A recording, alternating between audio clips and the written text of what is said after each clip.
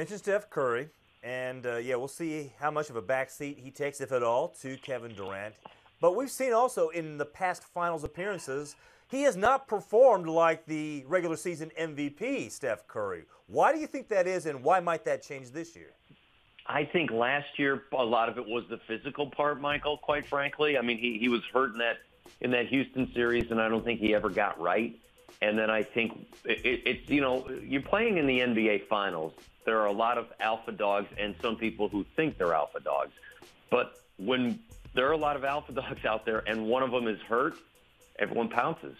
And when they saw that Steph Curry wasn't at the MVP physical caliber that he was in the regular season, guys are waiting to jump on that. And I think that's part of the reason he hasn't been the super aggressor. At least he wasn't last year in the finals. And quite frankly, it had to hurt even more that Kyrie Irving's the guy who hits the jumper, because you're looking at your opposite number and he's getting it done and you're not able to get it done. Why might it change this year? You talk about a hyper focus on Kevin Durant. I think Steph Curry knows that his resume certainly got dinged last year.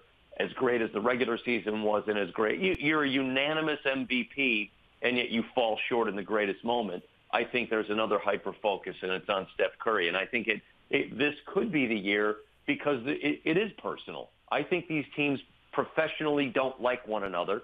I think for Curry, it's that moment to say, hey, last year was the blip.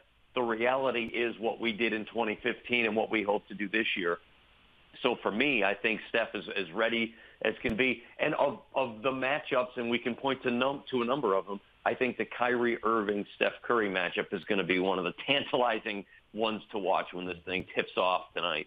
Yeah, and when we see Curry, is he going to be wearing a shooting sleeve? And is there some issues there with his shooting elbow?